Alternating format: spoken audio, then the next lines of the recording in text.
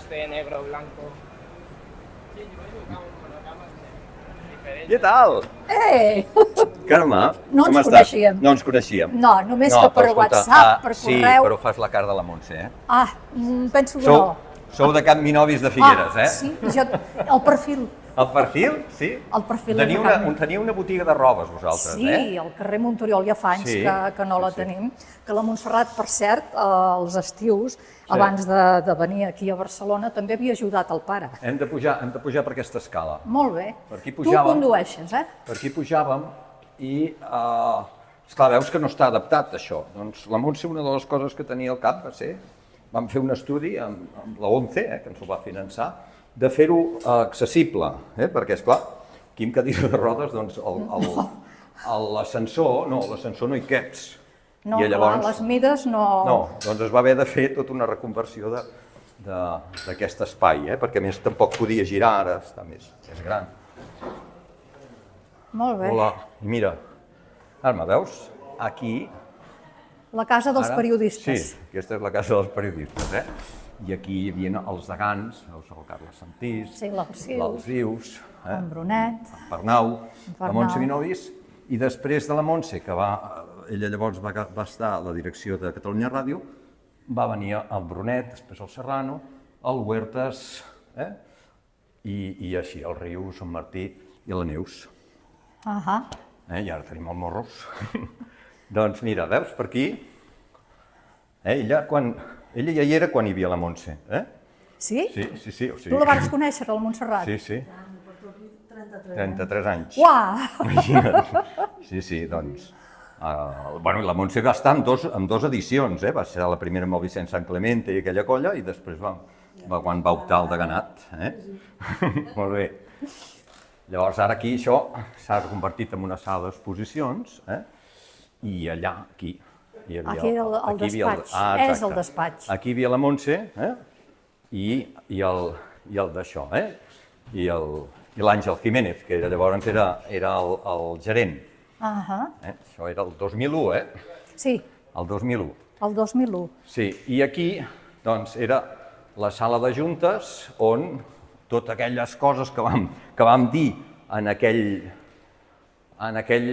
vegada, en aquelles eleccions, doncs, que es poguessin complir. I aquí, doncs, és aquest despatx privilegiat que teníem aquí a Rambla Catalunya, perquè... És un lloc privilegiat. És un lloc privilegiat. I I l'edifici... aquest moment ens passava una cosa encara més... Seu, Carme.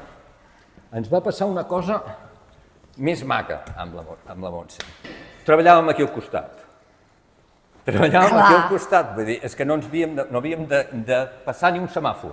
Estàvem a Passeig de Gràcia número 1, imagina't també, el lloc on estàvem, i travessàvem per aquí, per plaça Catalunya, i pujàvem al Col·legi de Periodistes, que veus que és prou agradable, no?, per estar. Déu-n'hi-do. I aquí, doncs, treballàvem. Tot i ser un lloc físicament molt maco de treballar i tot plegat, vam patir molt, també, Potser per als canvis que volíeu fer, per l'esperit de renovació que deia ella que volia fer al col·legi, per aquella mena d'activar-ho més. Perquè em penso que amb una entrevista, o no sé quan era, la Montserrat deia que en Salvador Alzius, en el seu deganat, havia fet un pas endavant. Diu, i nosaltres ens proposem, si podem, fer-ne 2 o 3 més endavant. Tu la coneixies prou bé perquè era la teva germana, però jo la coneixia en la vessal professional. Una altra. I la Montse era divertida i tot plegat, però molt tossuda i molt seriosa. Oh, sí. Llavors, esclar, ella formava part de tot un sector, que ens van presentar a les eleccions, que després es va veure, al llarg del temps, que érem aquells que estem en un parèntesi, que quan diuen Catalunya, doncs nosaltres no érem.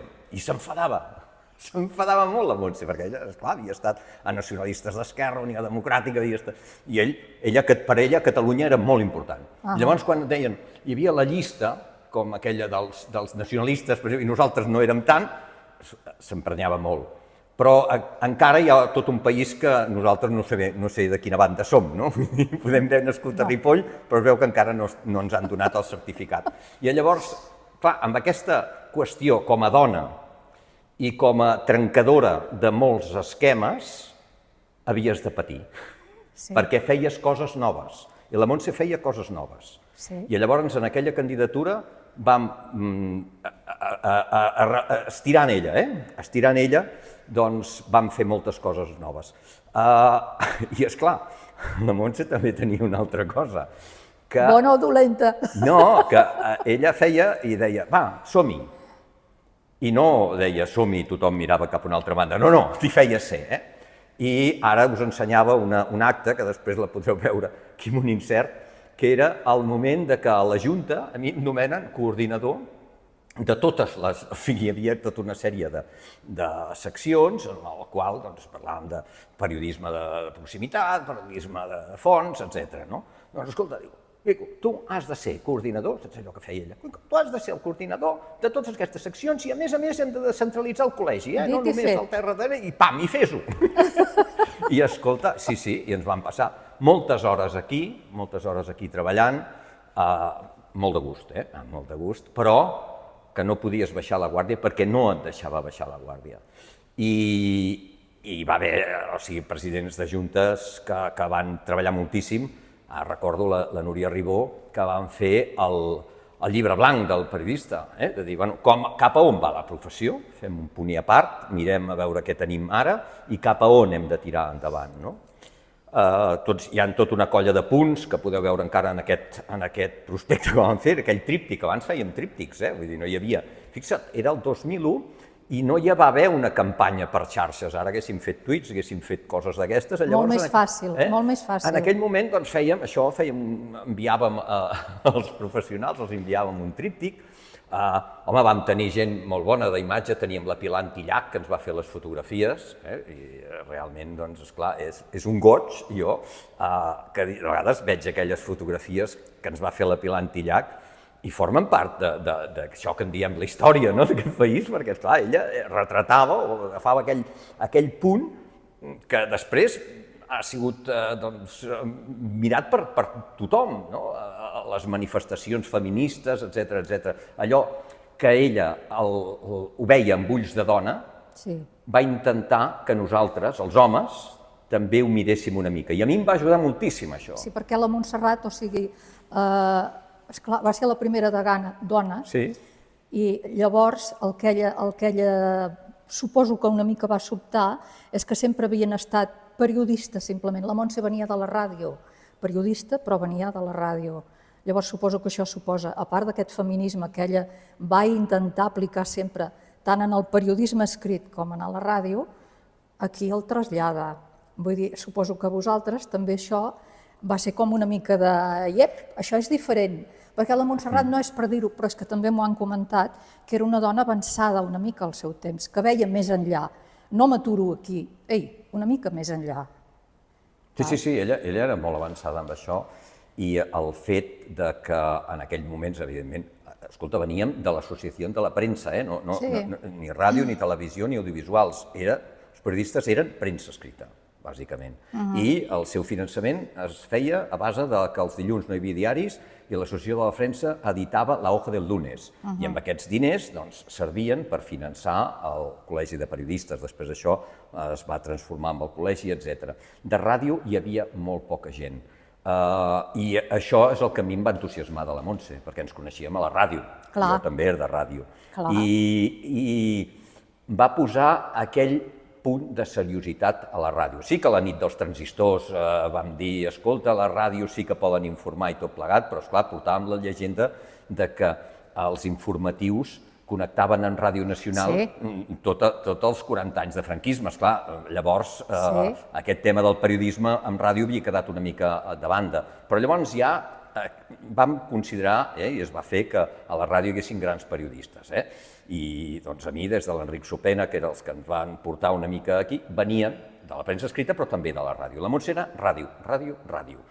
I des de casa teva, des de Figueres, des de Ràdio Popular, des de Cadena Catalana aquí, des de Ràdio 4, perquè, esclar, llavors amb l'Enric Frigola, que anaven els dos sempre de banda, i aquí l'Enric se li va escapar a la Montse i va agafar la Maria Matilde Almendros, el matinal de Ràdio 4, però la Montse llavors ja va fer ella el seu programa aquí a Passeig de Gràcia número 1, que va ser on ens vam conèixer, bàsicament. Ens vam conèixer a la ràdio. Que va ser també una lluita, perquè ella no volia simplement ser locutora, això ens ho havia explicat moltes vegades, allò de que al néixer a Ràdio Popular de Figueres, home-dona, i la dona acompanyant a l'home, no? Vull dir, l'home dona la notícia principal i la dona acompanya, no? Llavors, a l'arribar aquí i començar a fer ella programes, no volia ser la que fa costat a l'home. Ella volia dirigir el seu programa, no fer-lo, vull dirigir-lo, i ho va aconseguir. Pensa que estàvem en una emissora, Ràdio Nacional d'Espanya, en el qual es feien programes per dones pensats en un home. Imagina't, els consultoris els pensava un home i els llegia una dona. Era, o sigui, allò que en diem el patriarcat era el més patriarcat possible. Pur i dur. I es va començar a trencar. Qui va començar a trencar la crosta va ser la Montse. I va trencar tantes crostes que... En va rebre moltes, Que en va rebre moltes, perquè, esclar, quan trenques una crosta no saps què et sortirà a dalt, i potser n'hi ha un que ja... No ho pensava mai amb el que li podia ser. No, el seu interès era trencar-la. Perquè qui trenca una crosta, si és conscient de què li pot passar a l'altra banda, ja no ho fa. No, ja no ho fa, ja no t'hi exposes. Ja no ho fa, i ella era valenta amb això. I era la valenta. Sí, i va rebre de tots costats, i es va trobar molt sola. I ella, jo recordo, jo estava llavors de director a Com Ràdio. Encara estàs, no? No. Ja no? No, si no existeix ja Com Ràdio. Com Ràdio estàvem a Travessera. Em pensava que havies passat a un altre. Sí, ara estic a un altre lloc, però... Veus, jo sabia que tu eres en algun lloc o altre. Però Com Ràdio ja no existeix. Doncs estàvem, i la Montse va portar tots uns alumnes que tenia ella de la universitat. De la universitat. Va dir, escolta, els ensenyaríeu la ràdio, vam ensenyar la ràdio. I en aquell moment la van trucar i em va dir, diu, Quico, diu, és el Joan Major. Dic, i què vol? Diu, em diu si em faré càrrec de Catalunya Ràdio. I diu, i m'ha dit, diu, que ho hem de decidir ara, diu, o sigui, que deixaré els nanos, diu, si em dius algun lloc per trobar-nos, és dir, mira, aquí davant hi ha aquest hotel, a la Canto, i preneu alguna cosa aquí, i diu, sí, diu, i dic, i què li diràs? Diu, és que no ho sé, diu, perquè, esclar, he de deixar el deganat. I jo li vaig dir, mira, Montse, ella, crec que li agafava més el deganat, però jo vaig pensar, dic, tu, Montse, has estat sempre de ràdio. Has estat a la ràdio del teu poble, de la teva ciutat, has estat a la capital de les comarques gironines, has estat a Barcelona, has estat a Ràdio 4, que llavors era l'única ràdio en català, la primera tu hi ets, i ara acabes sent la directora de la Ràdio Nacional d'aquest país. Home, jo crec que ho has de fer. Ho has de fer, tu tindràs tot el currículum fet. I ella, és allò que dèiem, ella, Catalunya la tenia. I el fet de ser directora de la Ràdio Nacional de Catalunya va dir... Bueno, no va dir res. No em va dir res. Em va dir, bueno, allò que feia ella. Mirava així, bueno, ja t'ho diré. I llavors va marxar i, esclar, jo tota l'estona, i llavors no hi havia els intel·ligents, però hi havia els SMS. Sí. I al final vaig patir, perquè no em deia res i tot plegat, i devien ser 8:45 del vespre, que jo ja era a casa, em va dir, li dic que sí. I llavors va ser directora de Catalunya Ràdio. Cosa que després, això que era un èxit tan gran, tu saps ben bé, ho va haver de pagar també. La Montserrat ho va patir molt de temps. Va patir molt. Ja et dic que es va sentir molt sola, molt, i ho va patir. Vull dir, jo vaig ser de les que també va fer moltes trucades, la Montserrat, i també vaig caure en el parany de dir-li, que ets capaç de fer-ho? Diu, mare de Déu, sí. Dic, doncs endavant. I aquest endavant va ser barrar-li el pas a moltes coses. No solament va ser aquest, sinó que li va barrar el pas a moltes coses. Sí, se la va castigar moltíssim, molt. Jo li tornaria a dir que sí, li tornaria a dir que sí. Li tornaries a dir que sí? De moment som al Col·legi de Periodistes, he entrat a la casa vostra, a la que va ser la seva casa, i per mi això avui és un honor molt gran, que t'agraeixo moltíssim. Carme, és casa teva també. Moltes gràcies, doncs.